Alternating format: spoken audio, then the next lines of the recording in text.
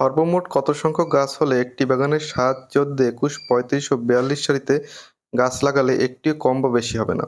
এই ধরনের অঙ্ক থাকলে আমরা কি করব? আমাদের এই যে ৭, ১৪, ২১, ৩৫ ও ৪২ আছে, এর আমরা লসাগু বের করব।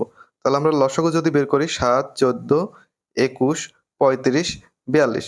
এখন ধরুন প্রত্যেকে কি ৭ দ্বারা ভাগ যায়। তাহলে কি আমরা ৭ দ্বারা ভাগ দেব?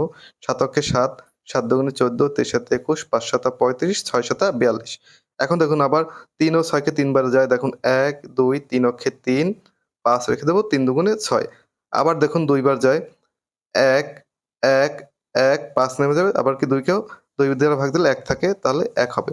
এখন আমরা লসাগু কিভাবে বের করব? এগুলো সব গুণ করে দেব। অর্থাৎ ৭ গুণ ৩ গুণ ২ গুণ এই ১ গুলো গুণ দেওয়া না দেওয়া একই কথা। আর সাথে ৫ আছে, ৫ গুণ দিলাম। তাহলে দেখুন ৫ দুগুণে ১০, ৩ ১০ কে ৩০, ৩ সাতে ২১ অর্থাৎ ২১০।